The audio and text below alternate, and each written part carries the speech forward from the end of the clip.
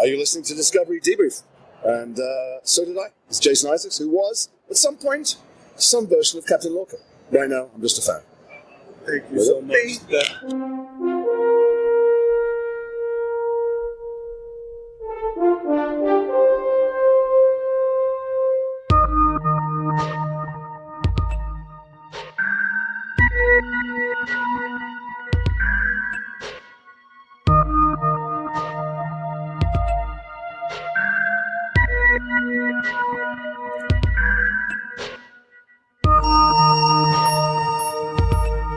What are these noises? What is all this? Ladies and gentlemen, welcome back to Discovery Debrief, a podcast that dives headfirst into the proverbial deep end of the latest trek into the final frontier, and more treks to come, including Star Trek Discovery, Star Trek Lower Decks, and Star Trek Picard. I'm co-host Chris Clow, and I'm joined by two members of our bold panel of Star Trek franchise explorers, including Rachael Clow. Hello. And the man, the myth, the legend, Mr. Cicero Holmes. I have my wine from the vineyard. Oh, man. Well, apologies to the devoted debrief listeners out there. I mean, there hasn't really been all that much for us to talk about over the last couple of months, but this is the first time that we've gotten together since we all saw the Deep Space Nine documentary, the wonderful Deep Space Nine documentary, What We Left Behind. Yeah. And this is the first time that we've gotten together since then because, holy cow, we are just now recovering from the torrent of news that came from the San Diego Comic-Con 2019, a huge Hall H presentation with so much new Star Trek to talk about. It feels like this might be a resurgence of a previous era where we actually get to talk about a ton of stuff that's coming down the pike. Really exciting. No pun intended. Really exciting. And to assist us in doing that, as you might have noticed, I did not plug Mr. Zaki Hassan. Unfortunately, he couldn't join us today. But standing in his stead, we do have a terrific Star Trek fan and a Star Trek novelist in his own right, Mr. Dave Galanter. Dave, thank you for sitting in and for joining us once again. It's a pleasure to be here. Although I love Zaki, I just never get to be on the same show with him. We're going to fix that one of these days. We've got to. We really do. I mean, we're going to have a whole bunch of Debrief alumni get together. It's going to be like a 4-hour show, but who cares because it'll be fun. We get to all talk about Star Trek like we all like to do. But before we actually get into San Diego Comic-Con International 2019 news, Dave, you are the subject of some Discovery-related news in the form of a novel that's coming out on my birthday. December 17th is your birthday. December 17th is my birthday. Also, Rachel, it makes a perfect birthday gift. Thank you. He will have pre-ordered it for himself. Oh already, yeah, so I pre-ordered it. He's the worst person to buy gifts for because he just buys everything he wants. I'm getting the audiobook. I'm getting the Kindle version of the book, and I'll probably get a physical copy too. You're getting at least 3 purchases out of me. I keep trying to sign people's Kindle versions, but I keep getting restraining orders. Well, the cool thing about it, obviously you have experience writing in some of the other worlds of the Star Trek universe, but this is the first time that you've gotten to dabble into Discovery. And we talked a little bit off mic before about your book, and obviously you can't say too much about it, but what can you tell us about your forthcoming Discovery novel? I can tell you that it is a somewhat of a Stamets-focused novel because it deals with being stuck in the mycelial network, which they're not supposed to be stuck in the mycelial network. And it's not like we saw on the show where it was half stuck and half not. This is fully in the mycelial network itself. And that's a problem. And adding to it is they don't have their mycelial spores to get out of it. And that's a mystery that they have to solve, as well as they find a human being there when they arrive, and there's some mysteries to figure out in the book, and that's why I can't say that much. Sure. But I had a lot of fun reaching into these characters who I really adore.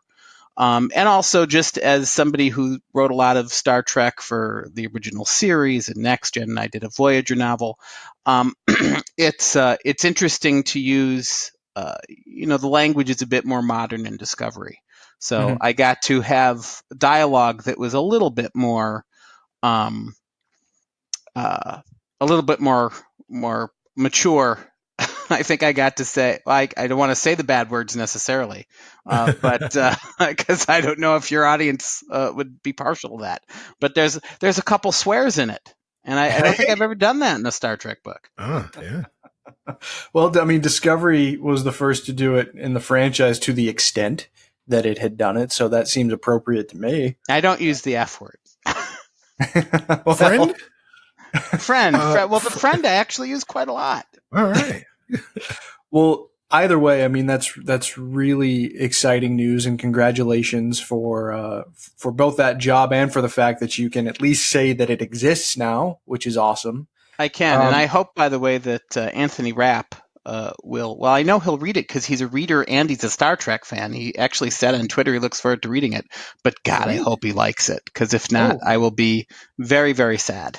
I'm sure that he's going to like it quite a bit. And shout out to Albino Kid on Twitter, Anthony Rapp, talented person, and better human. Yes, indeed. And a very gracious guy. I mean, I haven't done it much, but I mean, he has actually interacted with some of us here on this panel, and that just shows how involved he is and reflexive he is to seeing what people who love the franchise have to say, which is always awesome. And he brings, his character a lot of depth. I mean, I had to study the actor for his mannerisms and things like that, and he just gives a great performance. Yeah. Yes. Absolutely. Hear. We absolutely agree with that on this show. But and what's the title, Dave? The title is Dead Endless, and it's available for pre-order now. And by the way, this is the first time any book of mine will be an audiobook. Oh, awesome. And it's Robert Petkoff too, I believe. I've heard great things about him. Yes. He has done 2, I think, of the previous Discovery novels, and he's got a long body of work, but he does a really good Shatner when Kirk shows up in a story, I have to say. In fact, we've talked about that on this show before. But I'm looking forward to hearing it. Yeah. Oh, hey, absolutely. Oh, well, very exciting. Congratulations. I want to turn to my fellow panelists here briefly just to get an idea of what you guys have been up to. Cicero, it's been a bit. It has been. So in terms of your Trek interaction, I mean, I'm sure that you saw the news that came out of San Diego, which we'll talk about here shortly. There was news in San Diego? What's going on in San Diego? Like the ships, the nuclear vessels? Yeah, something like the nuclear vessels that were a little bit further south of Alameda, I believe. Yes. But what have you been up to, man? It's been a while. Yeah, I have been involved in the film du cinema. So I've been watching lots of movies. It's the summertime. I've been getting involved in lots of great shows. Not a lot of Star Trek stuff. Cicero. Outside of news. I know. I know that I've been promising everyone that I have been doing. So Zachy has famously been doing his broadcast order rewatch of all of Star Trek. Yes. Dave, I've been doing reverse broadcast order rewatch of Star Trek. Well, that's bizarre, but okay. Yeah, it is. It is absolutely. But so I started with Enterprise, and then went to Voyager, and now I'm on DS9. And I thought you meant you watched the last episode and then because I was gonna I was all weird flex, but okay. Right. And not only do I watch them in reverse, in reverse order, I watch them in reverse. So it's, so now I'm up to DS9, and I have not, really begun DS9 in earnest. But it's summertime, trying to get caught up with all of the TV. It's kind of the golden age of TV, and there have been some really good movies out recently. So, and being an adult, so, I just haven't had a chance to really catch up the way that I'd want to, but I will, redouble my efforts. All right. I like the sound of that. I mean, I'm not going to lean on you too hard. I understand you've been a busy guy. You just moved. Yes. And that comes with its own set of difficulties. So understandable, but we will definitely have to, we're going to have to pick your brain at some point about your perspective going through all of DS9. I think that would be fun. Yeah. Yeah. Rachel, I know what you've been up to, but what the listeners don't know? What have you been up to? With regards to Trek. With regards to Trek and other fantasy potentially that you've been absorbing, all the fun stuff. What have you been up to? Oh, geez. What have I been up to, Chris? You've been reading a lot? Oh, well, yeah, but nothing. You saw a terrifying movie? I saw Midsommar. This oh, yeah, I heard that movie was... it was messed up. Yeah, okay.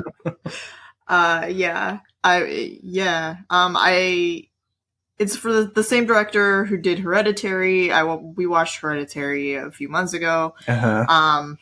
It's so messed up, but I like it. I know you do. I like it. I know you do. It's just really like scratching an itch in my brain that like wants to be horrified. So I was a fan. All right. Well, hey. In my way, I'm not sure I would want to watch it again, but right. Yeah.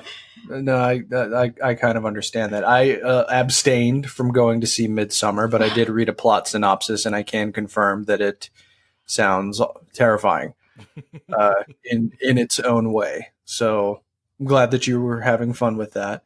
And with Trek, it seems like the PICARD trailer might have inspired you to dive back into TNG. Yeah, I was watching some TNG. I don't know where I left off in it, because all of the episodes on my Netflix are watched. Yeah. So, like, it doesn't record if I start a rewatch where I left off in said rewatch, and I get all confused. We could change the strat. You could use the Blu-rays to keep track if you want. I don't want to have to get up and change the disc, Chris. Yeah. Ain't nobody got time for that. Right. Fair. Understandable. Well, I mean... But I'll just give this little tangent before we jump into the discussion. But I find, especially having tread this ground so well for most of my life, that this is just such a unique situation. In 2002, I don't know about you guys, and please speak to this as far as your perspectives go. But in 2002. I was ready to, not ready, but I had accepted that I was saying goodbye to these characters. Sure. So the fact that that's not the case, and the trailer even says that the journey is far from over.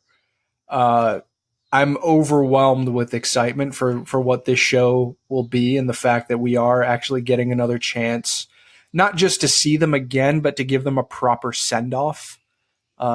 That overwhelms me in a very positive way, but it's hard for me to go back into TNG and get ready for PICARD by just watching TNG. Does that make sense? Yeah, I wonder if it does make sense to what you're, based on how you set it up, but I wonder if that's even fair to this series to do so. Obviously, and we'll get into the minutia of PICARD when we really talk about it. But, obviously the show is set up and is built for people who are fans of TNG and fans of those characters. But I wonder if you're doing yourself a disservice if you think that, I can watch the entire series, I can watch All Good Things, and then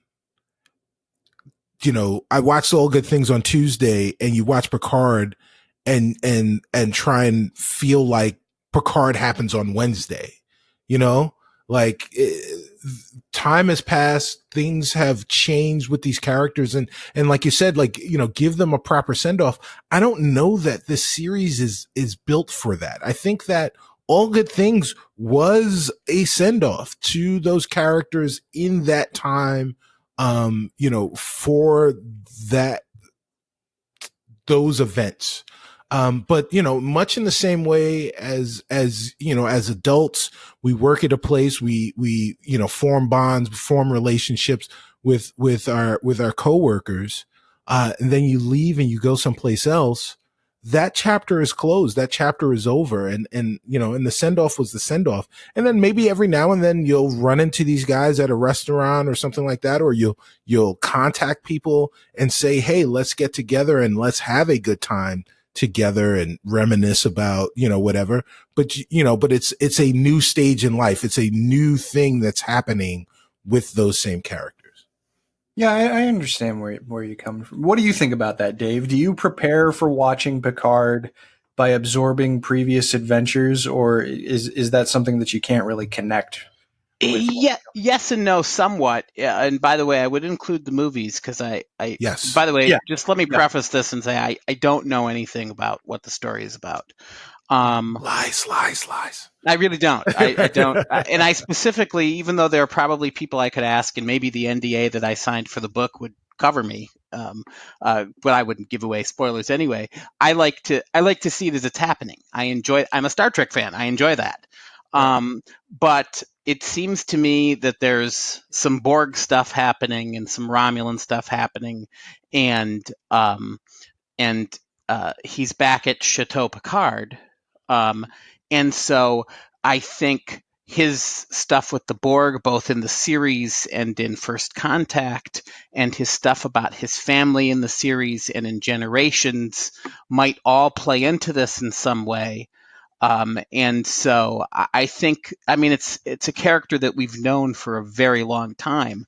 So yeah, I will revisit. My wife, I was amazed, had never seen the family episode that takes place right after the Best of Both Worlds 2. Oh, wow. And we sat and watched it. And by the way, Patrick Stewart is awesome. And he was awesome in that episode. And it reminded me how much I really liked he and his brother, who did not like each other but loved each other, which can probably resonate with a lot of families. And I also thought I love Worf's parents, and I really do hope we see Worf at some point. Maybe not in this series, but in the next one. I mean, in this season, but in the next one. And by the way, just about that episode, since I just watched it, the thing with Wesley was really shoehorned in.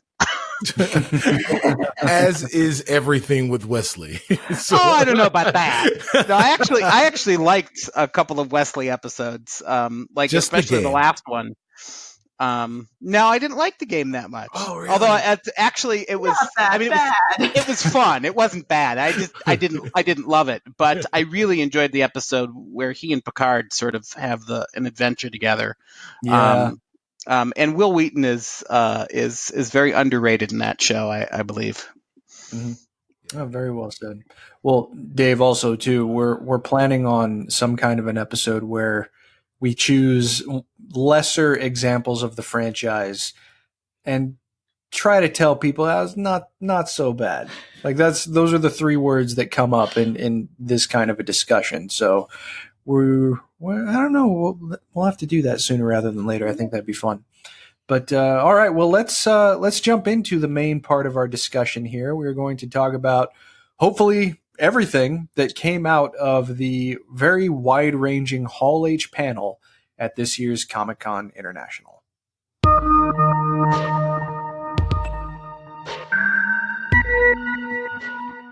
So the one that I want to start with is Lower Decks, the animated series that will be coming to CBS All Access. And it's kind of an interesting experiment. I mean, there hasn't been a dedicated animated Star Trek series since the 70s, which is kind of weird to think about. The series' presence in animation has not been particularly pronounced, and it's going to be kind of a comedy show. I mean, one of the crew members is coming over from Rick and Morty, right? And that should tell you a little bit about the intent of the show overall. So, some members of the panel that came up. So Alex Kurtzman is also a showrunner on it, and Jerry O'Connell is one of the voice actors, as well as Hannah Kane and Tawny Newsome and Jack Quaid. And it just sounds like the idea behind the show is just fun. So Lower Decks, it sounds like, based on the discussion in the panel, that the dynamic is going to be based around what you might have seen in the American version of The Office. And it focuses kind of like the episode of TNG that the title is derived from, or at least that's what I assume. Some lower tier characters, officers that are on board a starship. And the senior officers are on the show too, like the captain and the XO and the chief medical officer. And they think that this is their show, but it's not. And that to me is also just kind of funny, you know. So it's going to be a half-hour animated show, focusing on 4 ensigns, and they're serving. So they're not important characters serving on what they specifically describe as a not important starship. And Mike McMahon, and he's the crew member that comes over from Rick and Morty, he says that they will have stories that feel very Starfleet. They're emotional and social stories, and they're sci-fi stories. Every Star Trek show has been about a family, and our show is also about a family. It's just not going to be the same family that you've seen before. It's got a lot of familiar Star Trek in it, and it's important to me that even though we're a comedy, that the comedy doesn't come from punching down on Trek or making fun of tropes. It feels like every episode is a real Star Trek episode. We'll be focusing on people in the ship who are funny and that you'll love. The show takes place in 2380, so it will be right after Nemesis and Voyager is back. So, sounds like it's in continuity. Actress Tawny Newsome plays Ensign Mariner, and then Jack Quaid plays Ensign Boimler. And Mariner, she's a badass. She disregards the rules, and she's very good at all things Starfleet, but doesn't really care. She's effortlessly good. And Ensign Boimler is the opposite. He's a by-the-book guy. He really wants to be a captain, but he's not really good at his job, which might complicate things. So this just sounds very fun. Dave, what's your perspective as we get ready to gear up for a show like this? Do you think that the franchise could use something like this that's a bit of a different departure? And how does the show look like it's shaping up for you? I think it completely needs it because I think one of the things this new era of television has, which is, become, it's streaming based. It's, although they do release them every week, there's a lot of people who, binge watch them. It's all very dire. I mean, it's the fate of the galaxy. If you watch, Stranger Things or Game of Thrones or Star Trek Discovery, there's a lot going on, and there are laughs, but there's not a lot of time for a majority of lighter moments. And I think Star Trek needs that. And I think one of the things that Star Trek is very clearly trying to do is make Star Trek appeal to a lot of different audiences. I think CBS has seen that Star Trek speaks to people, and they want it on all the time. Which is, that's a good strategy to start your streaming network, quite frankly. Although there's a lot, I love the new Twilight Zone series too. So there's more on CBS All Access than just Star Trek, but I think it needs these lighter moments. And I'm hoping that the Nickelodeon series is accessible to younger people, to bring them into it. I think animation can help that and comedy can help that, and I'm very excited for both the animated series and for some animated track. I think it's 2 of the 6 short tracks are going to be animated as well. I don't know if they're going to tie in with Lower Decks or the Nickelodeon show, but I'm excited to see those as well. Yeah, absolutely. Rachel, Lower Decks, how is it shaping up in your mind, and do you think it's something that the franchise could use? I think when I first heard about this concept, I thought it sounded really stupid. So this information kind of makes me feel better about it. It seems like they're on the right track, and it won't necessarily be bad, but it could still, maybe kind of take a wrong turn. I guess you never know how the writing's going to be. So yeah, that's how I feel. And Chris just answered the phone, so I'm going to pass it off to Cicero. All right. So, he's just going to walk away. So the, I think if I'm allowed an old man moment for a second, if we can think about CBS All Access like a mall, then Star Trek are the anchor stores. And you need as many anchor stores, you need as many pieces of Star Trek to gather people in and get them to stick around to see the Twilight Zones and the no activities and the other things that you have on the service. Is essentially, if there's enough Star Trek, that's enough to entice people to subscribe to the service. And then once they're subscribed to the service, and then they can go and check everything else out and see that there are lots of other, really cool shops in this mall that is CBS All Access, to continue the analogy. But it's a really good way to say it. Oh, thank you. But I think what's awesome about Lower Decks is give us, and kind of like exactly what Dave said, TV today has been dire. It has been, all of the dramatic, all of the quote unquote good TV that is out there is very, very heavy. Even if the subject matter isn't heavy, the acting is very heavy. And, and we need something, light and airy, and especially in the Star Trek realm, because everything has always been drama.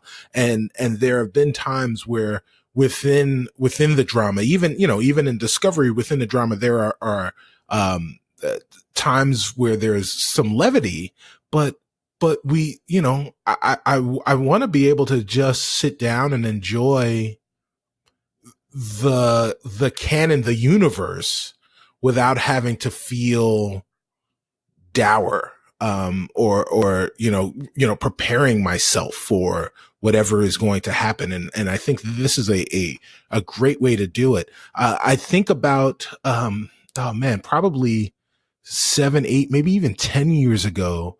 Who was it? It was the 2 guys from Always Sunny. So Charlie Day and Glenn Howerton, pitched a show to one of the cable, it may have been FX, one of the cable providers, of this Star Trek-like show that takes place in between the big episodes, in between the big moments.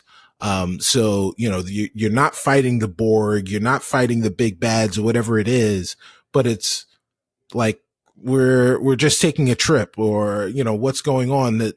And like the whole show is about those quote unquote boring moments while being on a starship.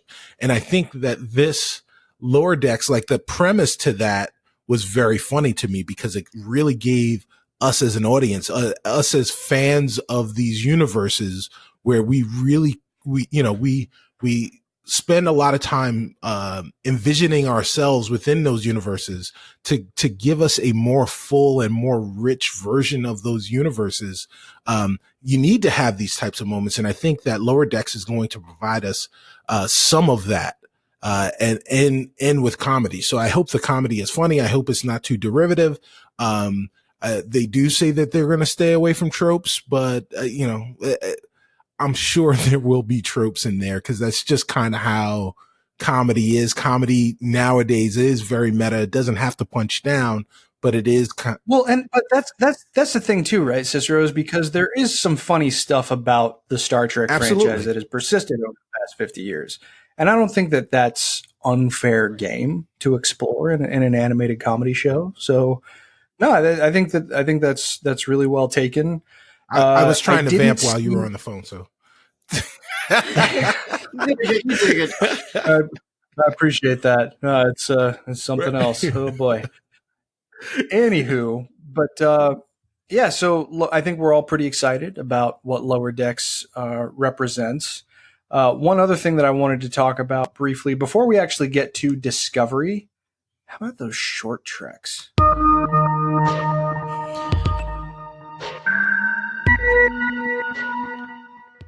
So the short treks, we have 6 more coming, and we know that 3 of them are going to be live action and either taking place or involving the crew of the Enterprise before Captain Kirk took command. Did you guys see the short treks trailer that came out, and what did you think of it, Dave? I loved it. I thought it looked very, very fun. Other than I'm a little concerned about the little girl eating a tiny tribble on a spoon. I'm not sure what that's about, but I'm going to remain open-minded. And it's basically my own disgust of accidentally, occasionally getting some cat hair in my mouth, which I hate. I mean, I'm sure that tribbles are full of protein. But the fur is a turnoff. I am very excited to see Ethan Pike and Anson Mount and Rebecca Mermain back on that ship. I thought they did a lovely version of it that basically said, let's look at these character archetypes. We know a lot about Spock, but he's younger. We don't know much about Pike. What was he like when he wasn't, considering changing jobs? We don't know much about number 1, but she's very efficient. Let's go with that. And let's take the ship and the bridge and these iconic places that we know and look at the designs that they wanted to do and pretend that they had our technology today to make them what they wanted them to be, and I love everything that they've done with it. So I am one of those people who is saying, give us a Pike series. Yeah, I think everybody, and I ain't alone. No, far from it. Well, speaking of eating a tribble, when Rachel saw that trailer for the first time, her reaction to that was bursting into laughter. I mentioned that I like to be horrified. I'm pretty sure that the Tribble short track is meant to be all full of laughs. So yeah, right. I mean, Tribbles in general, when they show up, are not played for drama. So, well, what did you think, Rachel, of what you saw from that trailer? Looks cool. Yeah, I mean, I did feel like there's everything you kind of want to see. We want to see more of the Enterprise crew.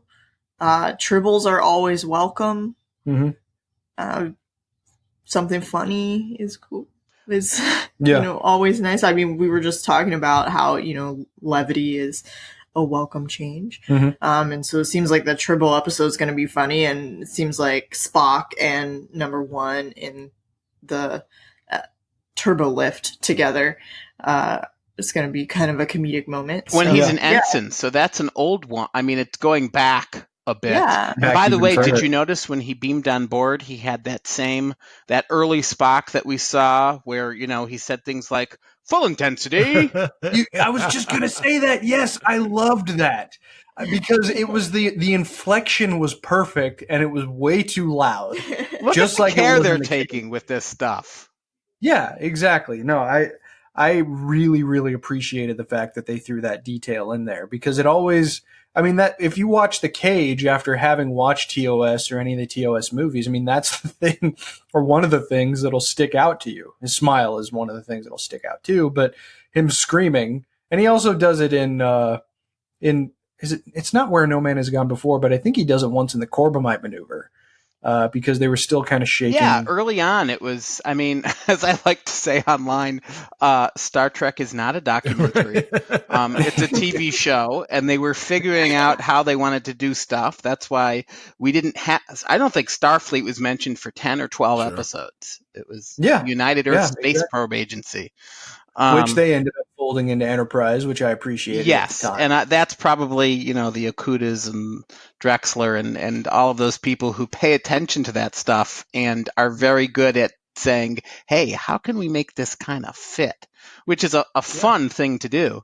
And a lot of the authors do it in books. But these folks are paying attention, and they're not trying to duplicate what was done, but they're trying to go with the spirit of what was done. And Ethan, I saw Ethan at Shore Leave, and we actually talked for, I don't know, probably 20 minutes or so. He's great. And he cares. He absolutely is thrilled to be doing what he's doing, and he cares about the character. And that's amazing to see. That's awesome. Yeah. I mean, it's such... You could tell, and we've talked before on this show about the obvious care that the people who are the stewards of the franchise right now clearly have for the details of the franchise. And I know that people can get obsessed about how there's a radically different production design aesthetic, but putting that stuff aside, okay, they've modernized the aesthetic. You get that out of the way, which I don't think is a bad thing either, by the way. But if you do disregard that and you look at the details of what they're observing as far as just the history of the franchise, it's plainly visible in every production that these people are putting out. And I'm looking forward to that. Cicero, did you see that Short Treks trailer? I did not see the Short Treks trailer, but I've got a sense of what's going on based on what you guys are talking about. And I did see what they were talking about regarding the Short Treks. So, man, I'm of two minds as I am often about this. So the first is Short Treks are awesome. I love them.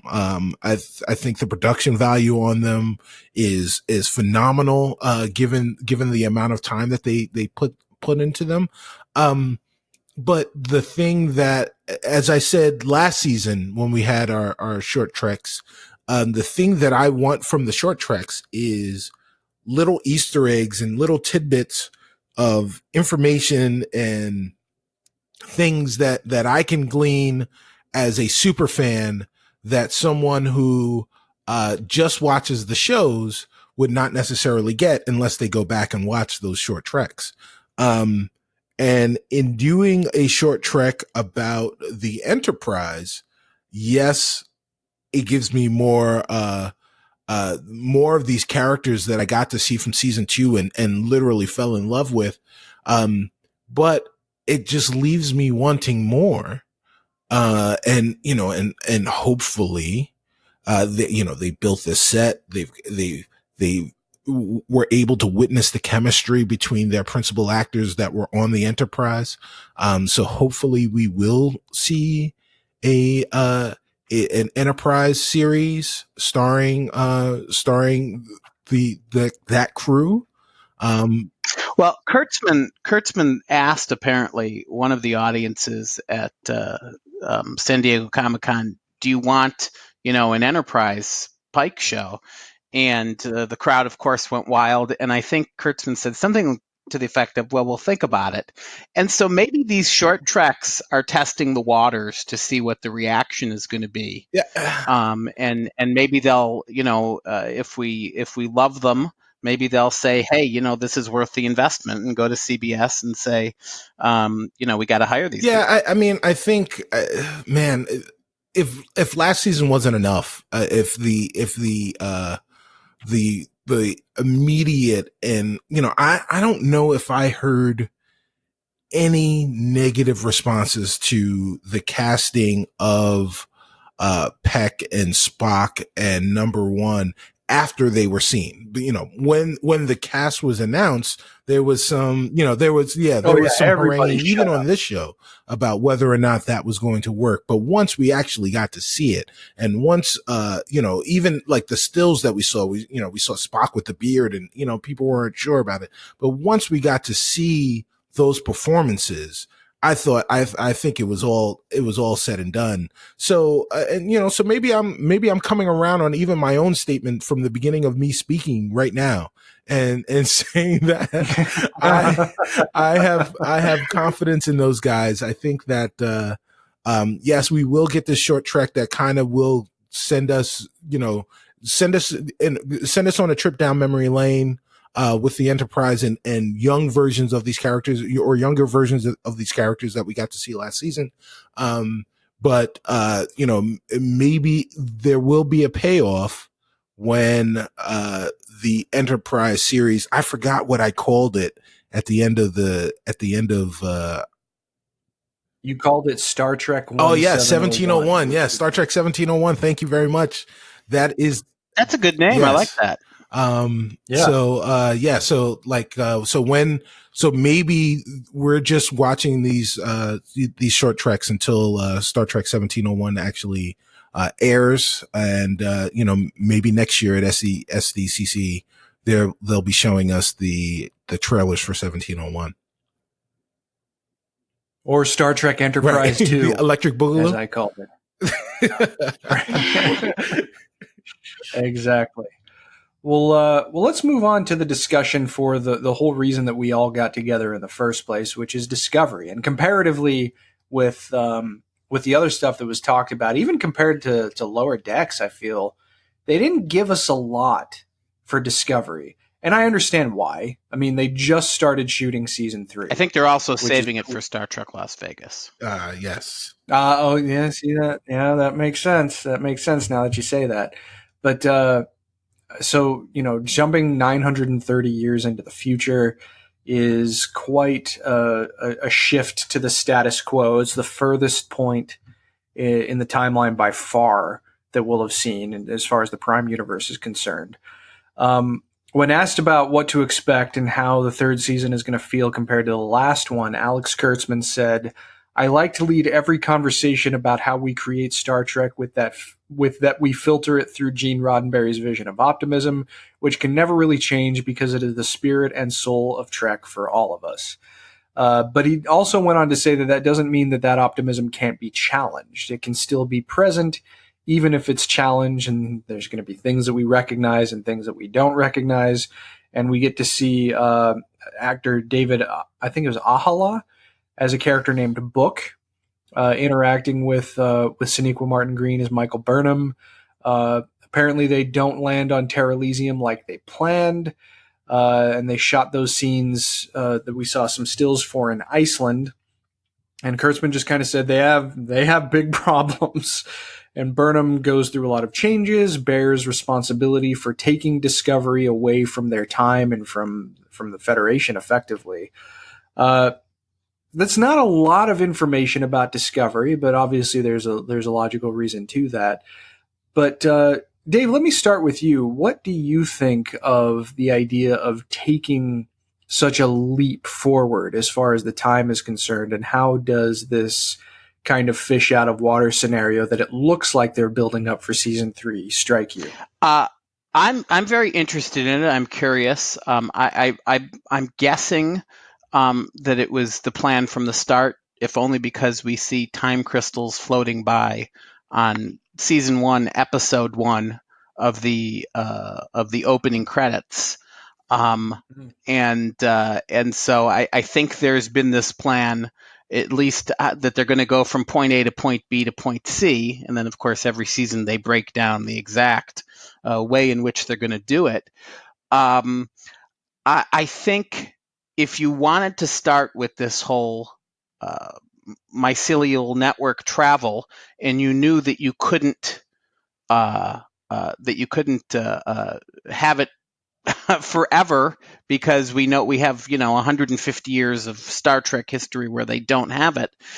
I think you had to do something like this. And by the same token, what you're doing is you're saying, all right, we want to show you the Federation that you know, and then we want to show you how these people react in a completely different situation.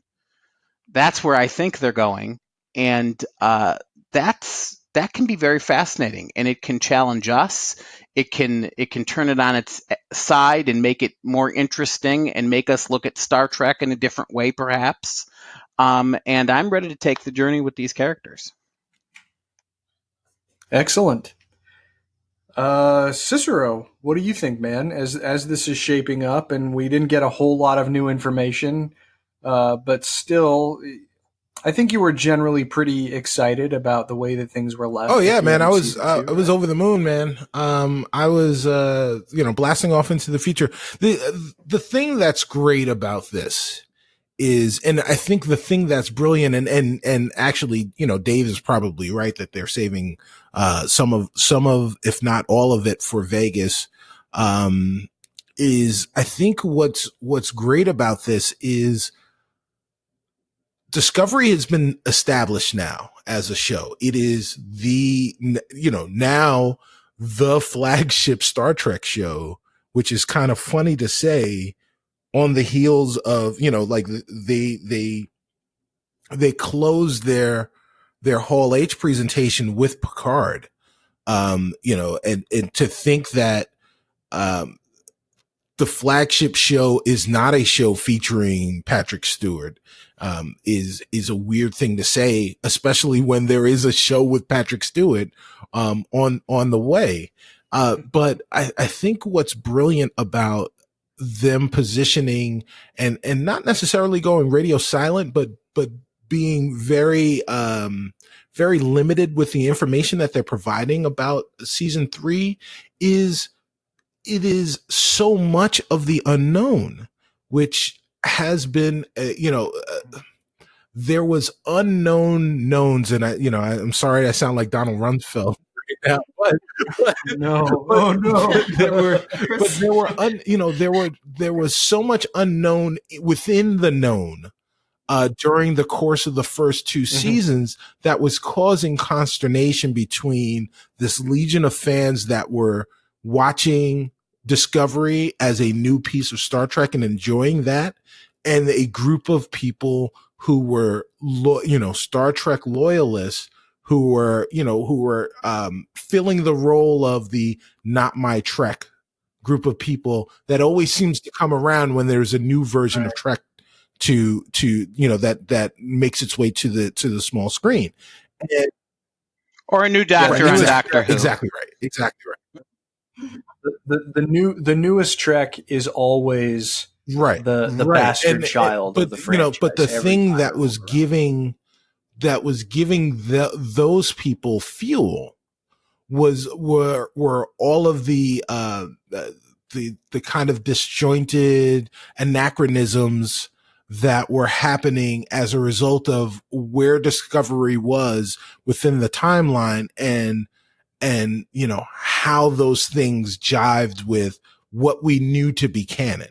And now now that those things are completely off the board, we can just watch the show, and everyone can come in and sit and watch it and enjoy it. And they're free now to tell all of these stories. And it was almost like Dave said, all of that stuff was planned. And I didn't even realize the time crystals things. Now I got to go back and watch. But like the fact that they set this foundation and kind of prove their Star Trek nerd cred over and suffer through the, 26 episodes or whatever it was, over the first 2 seasons where people are like, oh, well, how do they do this? How do you reconcile that? These guys don't know Trek. And they kept proving, especially in season 2, that they did, they understood the canon. They understood Trek. They love Trek. Now that they've gone ahead and they put down their gauntlet and nobody has to check their credentials anymore. Now they've got carte blanche to just kind of go and do whatever the hell they want. And it's okay. And I'm okay with not knowing what that is. I really enjoy that. Right. The other thing that I enjoy as from a selfish position is how black everything is right now. Like, like there are a lot of black folks in Star Trek without wearing makeup.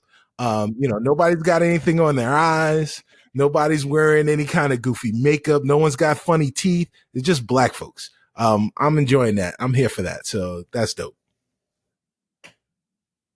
I will say that was one of my fears about the reaction to Pike. Was are people for this? I mean, I'm for the show because he's got great charisma and he was a great captain, and I loved the Enterprise, and to see Spock again in number 1, it's awesome. But are some like, oh, great, a white captain again? It's a little bit of a fear, because I don't want Michael Burnham to be minimized. I think this show is about showing her growth toward becoming a captain, which is why I think they left that sort of open at the end, and Saru is like, wait a minute, we'll discuss that later. Because I think, and again, I don't have any inside information. This is the way I would take it, so I'm sure this is probably not what's going to happen. I think Saru is a little more uncertain of himself now that he's changed. And so maybe he's backing off his goals. That's what I think. But so Michael slides into that spot in that sort of absence of Saru not having the certainty that he used to. And they all kind of showed their loyalty to her by saying they're going to stay with her. Very true. That's true. I mean, that's a hell of a thing, and I think maybe maybe this season will hopefully be about her sort of growing into that role. And they also sort of left open the fact that they don't have to stay 930 years in the future, because the mycelial network travel that they did took them into the future itself. So maybe, I don't know, maybe they'll become a time ship. This is so open to so many different things. But I will say, I don't want Discovery with Picard, and if they do a Pike series eventually, with Discovery becoming sort of the one that started it all, and yet somehow the bastard child, because I really do think these are wonderful characters. Well, whether Michael becomes a captain or not, her place as the lead of the show is undisputed. Yes. And I think that's important. But kind of to your point about your fear of Pike, Dave, and Cicero, I want to ask you this. Do you think that the reaction would have been different or similar to another white male captain if it was a new white male captain that was created? Or does the fact that Pike is a legacy character who's brought forward into effect I definitely do think, I personally never thought about it. And it was and I think I didn't think about it because of who the character was. Like, they ended season 1 showing us the Enterprise, and we knew it was Pike's Enterprise. So we knew who Pike was. And so it was never really a conversation or something that I had really thought about during the show. And the other thing that this show specifically, Discovery specifically, has done is they have, at least in my estimation, and people of color are not a monolith, but in my own estimation, they have done their due diligence. They have won me over. They made me a believer that they understand how important it is to have people that look like other people in positions of prominence throughout the show. The show itself, the series opened with an Asian woman and a Black American woman talking to each other, not about, breaking the Bechdel test, or passing the Bechdel test.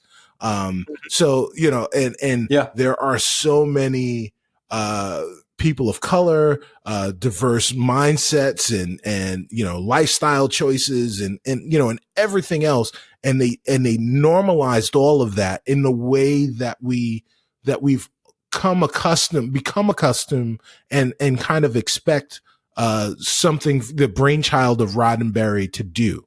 And it has been, this is what Star Trek is supposed to be. And it has been beautiful. And I think Discovery, in every series, every iteration of those series, of Star Trek series, the shows and the casting does a better job of doing that. And it has never been represented in a better way than it has been on Discovery. So, I wasn't even thinking about it. And if they had brought in a white captain, I probably would not have thought about it. And again, to Chris's point, part of the reason that I wouldn't have thought about it is the undisputed lead on this show is a Black woman.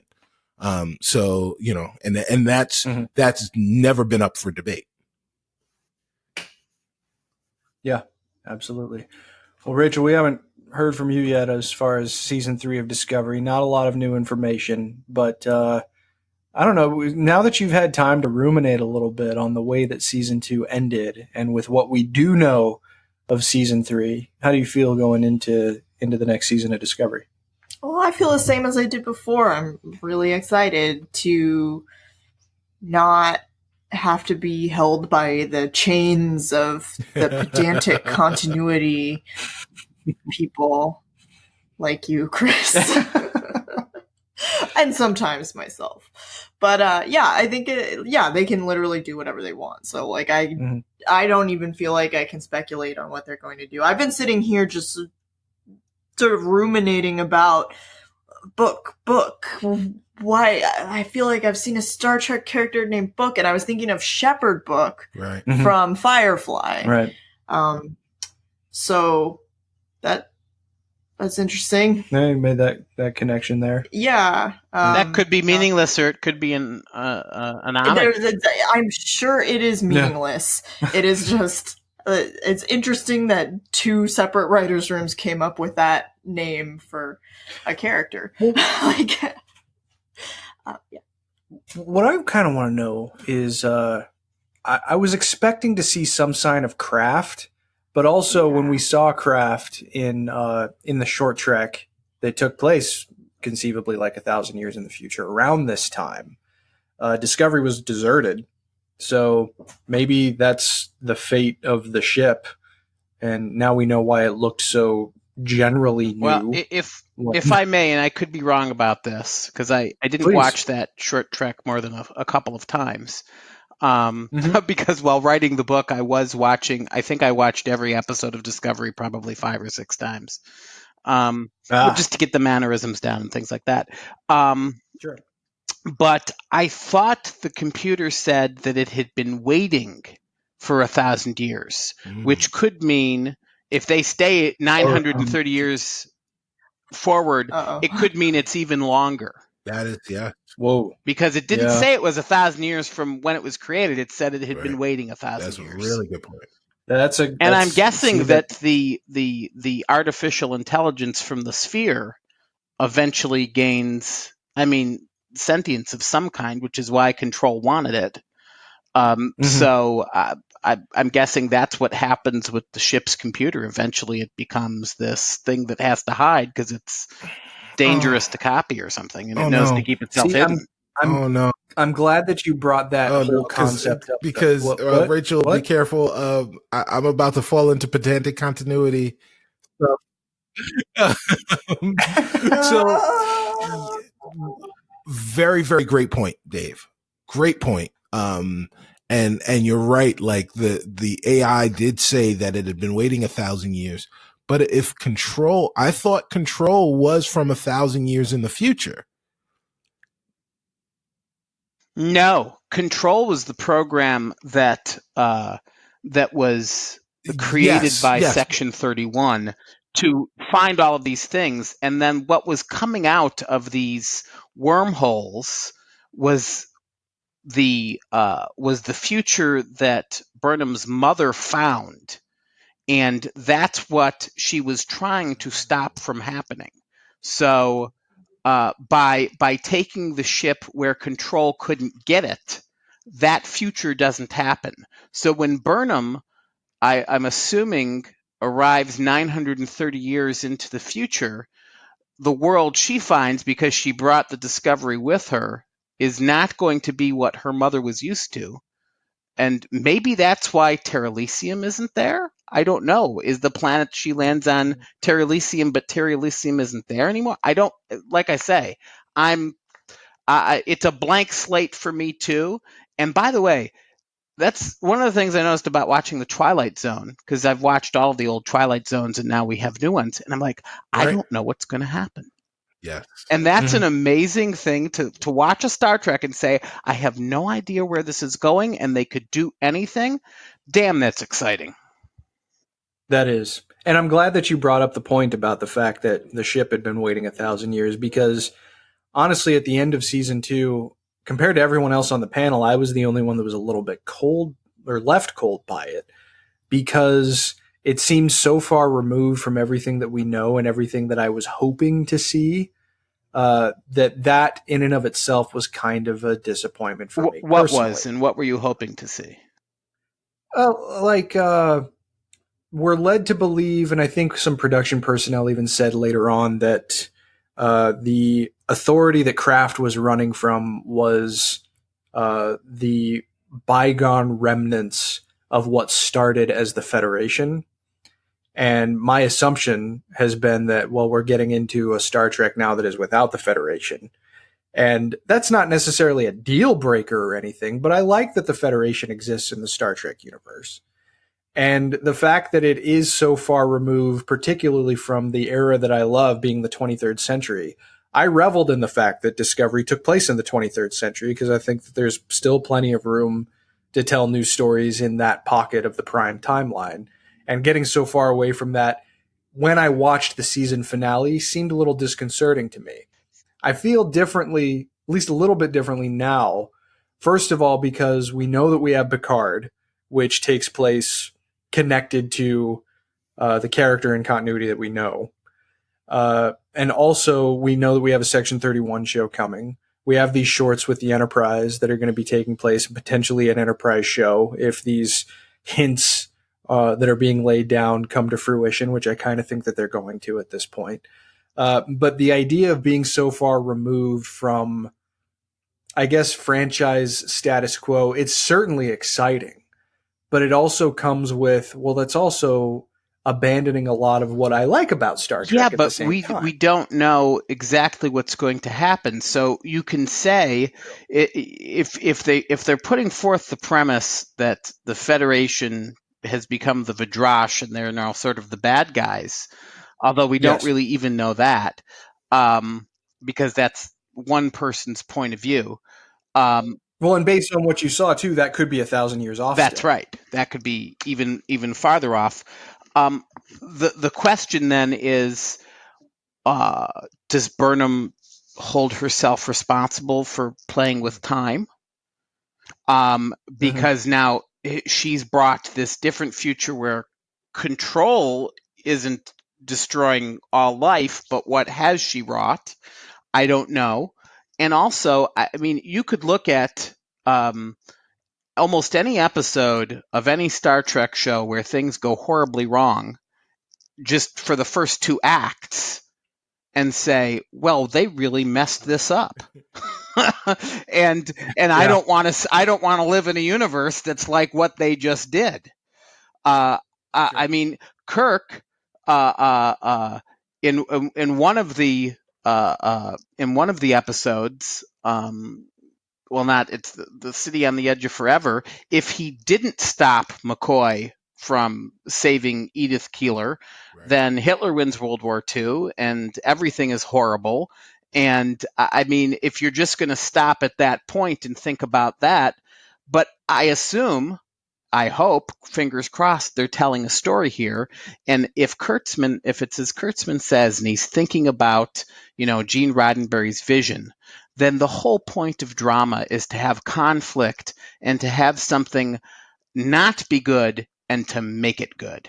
So if they're gonna not have a Federation, then maybe this is about somehow finding the Federation again. I don't know, but I think there's perhaps a good story to be told there. Yeah, and I'm certainly not discounting the potential for that being the case. Far from it. I'm going to watch every episode of Discovery obsessively that follows from this point. There are so many questions about the status quo that I now hope will be at least partially hinted at Trek Vegas. Maybe it won't even be until next year. But I'm still excited about the show. The first 2 seasons did their jobs in making me love these characters and wanting to see where they go next. I don't know. I guess I just can't see the forest for the trees right now, but there's certainly untold potential to the new status quo that they're setting up. It would be honestly very interesting to me if they say that they're referencing things that have happened before. And in this case, that means the entirety of the franchise. It might be kind of fun to get a scene where Burnham is looking at some artifact of the Dominion War and trying to examine, well, what maybe happened here 900 years ago. I don't know. That might be 800. Might be kind of 800 fun. So, in that sense. 800.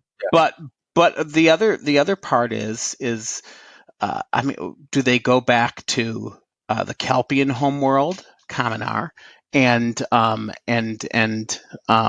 Saru's sister is still there? See what they've done there. Well, she wouldn't be there, but who knows? Yes. The societal dynamic that was left. I mean, that would be a fascinating revisit. If they don't do it, now I want to write a book about it. There you go. And we will read it. All right. Well, I think we've talked enough about Discovery, weirdly enough, but let's move on to arguably the biggest newsmaker to come out of San Diego. The panel and trailer for Star Trek Picard.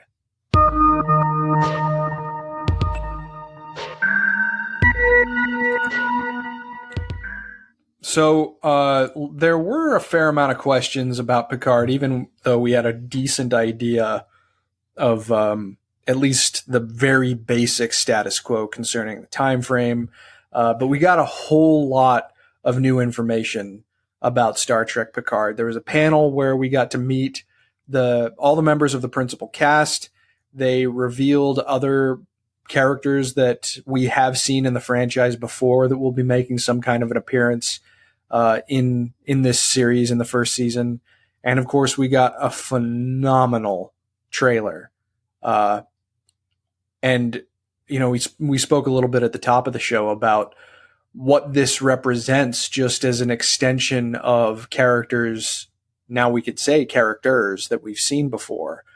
But I mean, this trailer had an emotional stranglehold on me the first time I watched it. I was amazed at the ideas that they were playing with concerning not just age, which Star Trek has handled before in a really elegant way, but even just brushing and advancing even characters that we've seen previously.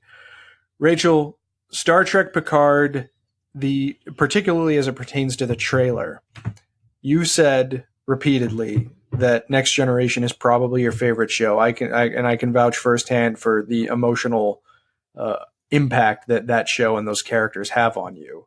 So how does that all culminate when you see this trailer? Why is Picard so sad?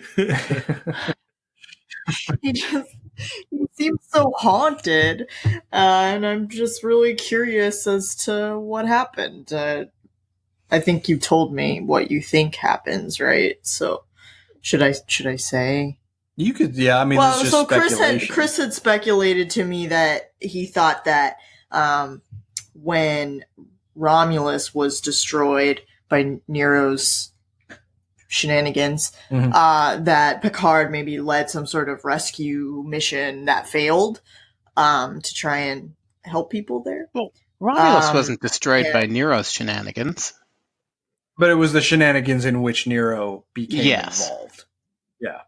I mean, he didn't call it. I think I was just pedantic. I'm sorry. Perfectly in place. No.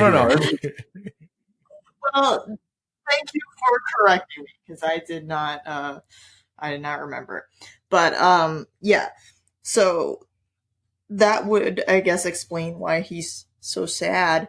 I don't know. I just get a lot of weight and melancholy from him. Well, Kurtzman has said that the events that kicked off the Kelvin timeline are going to be involved in this show. Yeah.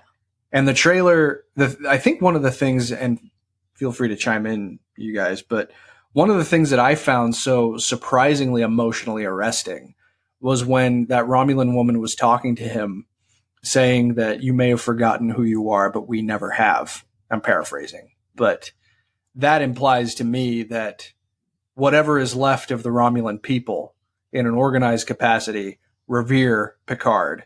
The first trailer hinted at the fact that he was in charge of the greatest rescue armada in history.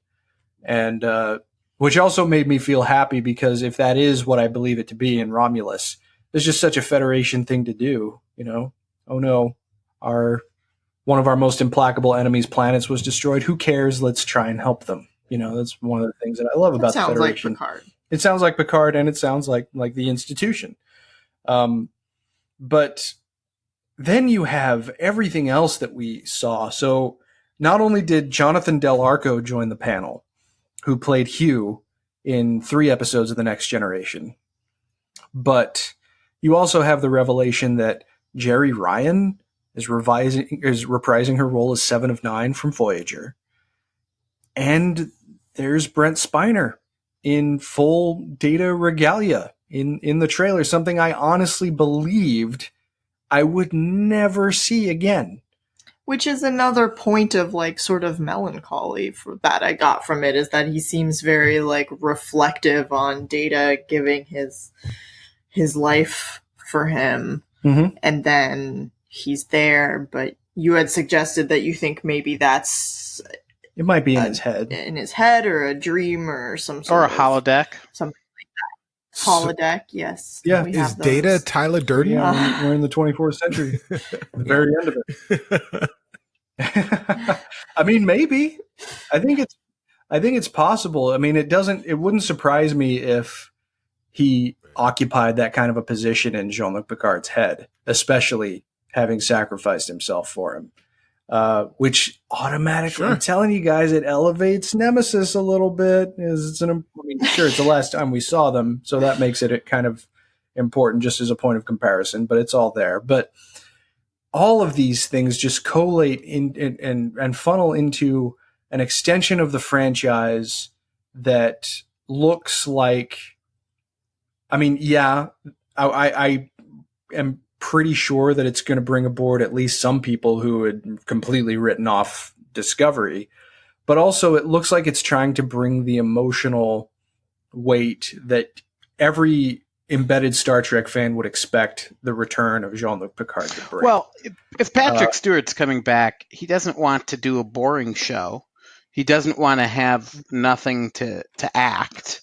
And he's apparently, involved, as an executive producer, and he wants to say, hey, look, this needs to be something meaty. It needs to have weight. It needs to have importance. And by the way, I just want to say about Jeri Ryan being in the cast, I'm so glad to see her out of that stupid outfit and in normal clothes and speaking normally. And just like, yeah, her diction has improved a lot in 20 years. She's just more comfortably being who she was and not part of the collective. And she's like, why the hell are you here? And I kind of love that. And by the way, it's just a little bit Janeway. Where's Chakotay? A little bit. Her love, Chakotay. I don't know. Is Robert Beltran wanting to make it? But, I don't think they want to do this. Yes, I don't think they want to bring in every Star Trek character from 20 years ago, and thank God that they don't. Because then it's shoehorning. But I can totally see Riker and Troy being in it. We've talked in the past, Dave, about how the romance between Chakotay and Seven seemed a little half developed. The trip to Pal one was definitely more developed in comparison. Which is saying something, I think. Well, I think probably it's what they were going for. And with Trip and T'Pol, they made it work somewhat better. Yeah, Chris, I just want to say something. Well, kind of. Oh, okay. All right. Well, look at that. I was going to go to you next. I wanted to know your reaction to the trailer, and I mean, especially having watched Voyager recently and seeing Seth the first thing I want to hit is something that you kind of said as a throwaway line, which is that Data being included possibly brings more weight to Nemesis. And I want to cross pop culture streams for a second and talk about Avengers Endgame, which to Debrief listeners, I know we promised to do one, but we just couldn't make it happen. Recap of Endgame. But one of the triumphs of Endgame, of which there were many, I think, was how much they made Thor: The Dark World matter within their own story. Sure. The events of Thor: The Dark World were revisited and kind of brought back to the fore for lots of longtime fans of the Marvel series, and it made those events matter more. They had more weight. They resonated more with the Marvel fan, and I think that was one of the movies across that 10 years of Marvel movies, Marvel films, that was often overlooked and disregarded and said, it could be skipped, blah, blah, blah, blah. And in much the same way, Nemesis is treated that way within the Star Trek cinematic universe.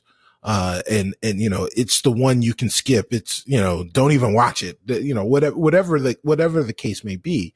And if they can, sure, allow, if they can through story elements in this show, make that matter more, then that's important. Like that in and of itself is a success, in at least in my opinion.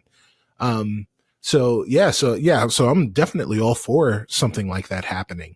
As far as the trailer was dope. It was, it was awesome. Again, I mean, here's the thing, like, if you're of a certain age, if you're younger than my folks, but around my age and younger, then the Star Trek that you knew the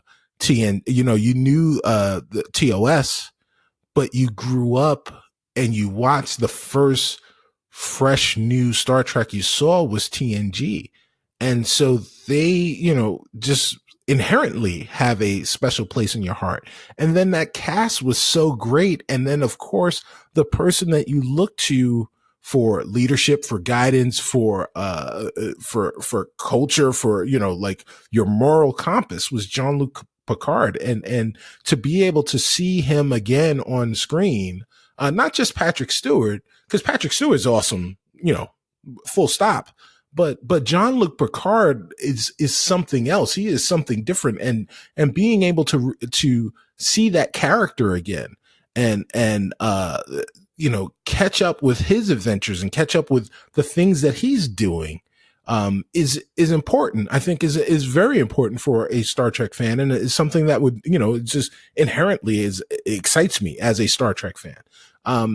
But then to know that, of course, the hope once we heard that there was going to be a Picard series, the hope, of course, was that some of his friends, some of the people that served under him, some of the other characters that we knew and loved over the course of 7 years, would be back, would return and do some guest spots, blah, blah, blah. And when we got that confirmed, the one that was weird for me was Jerry Ryan, and like how they're able to incorporate that into the show.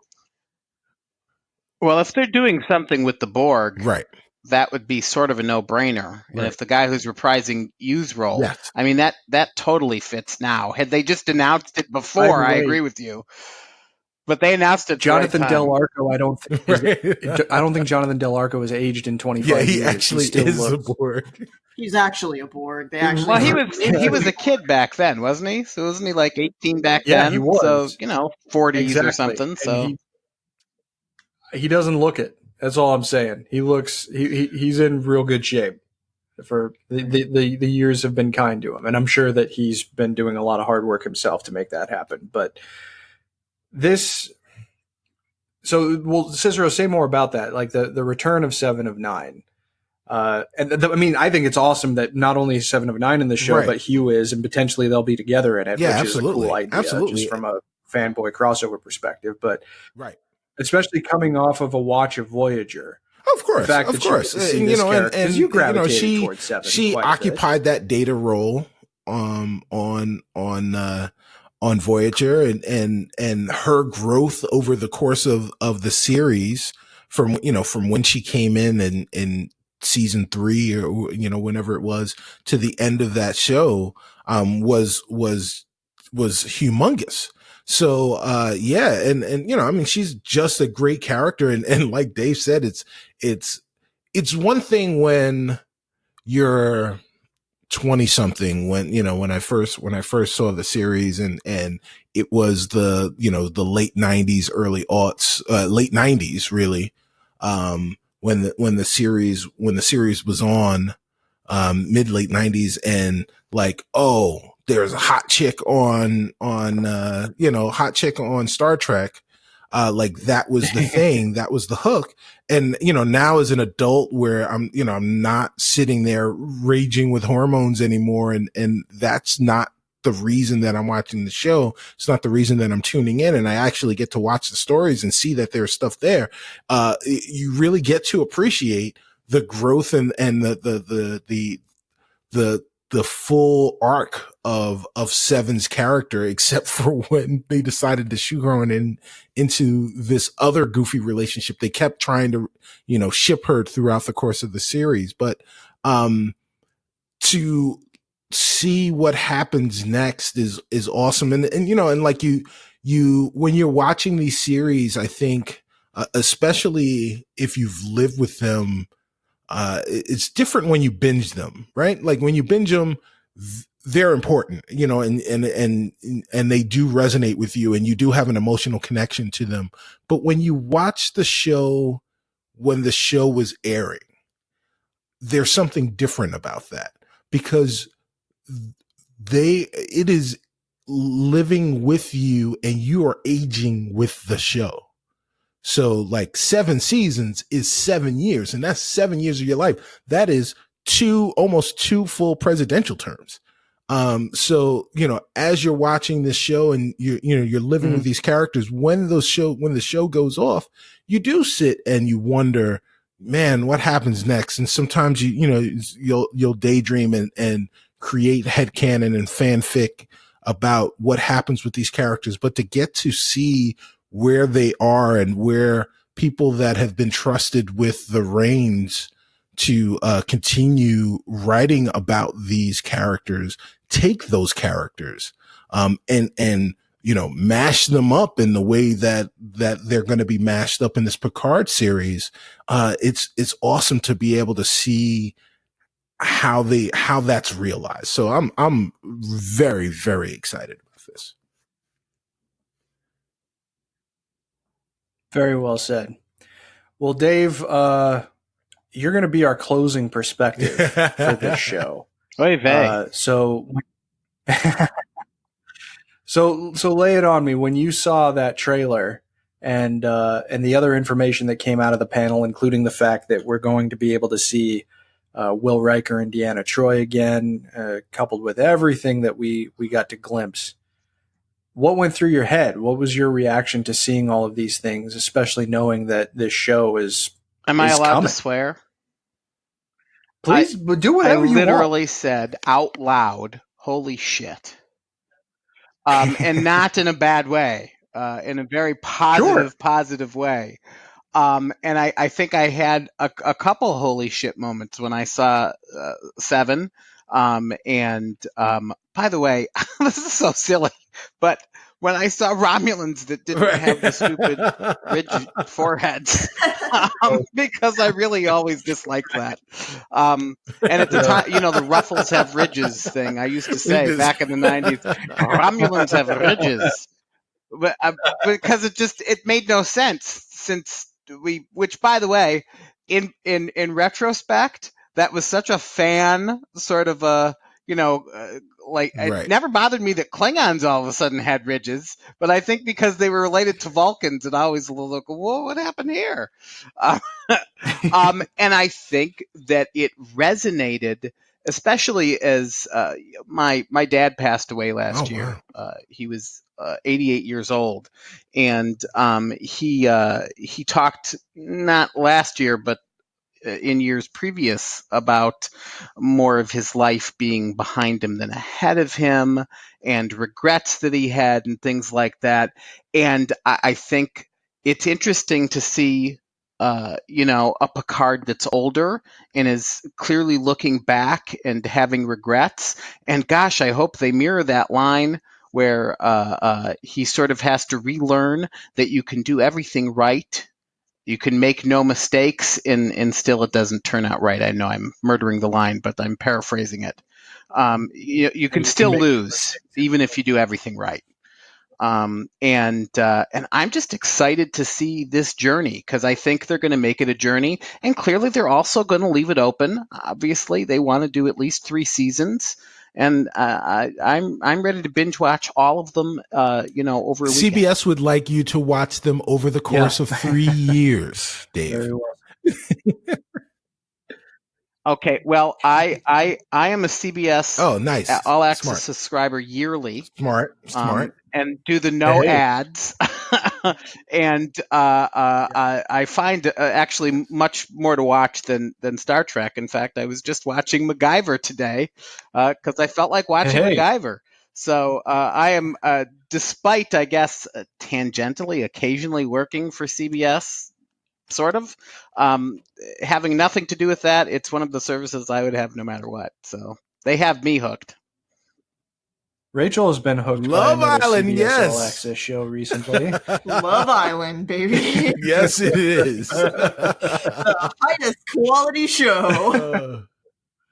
It's a side effect of the fact that we love what Star is Trek. Love Island? Oh yeah, so it's if what is Love The Island? Bachelor met Survivor, but met Big Brother, met Instagram.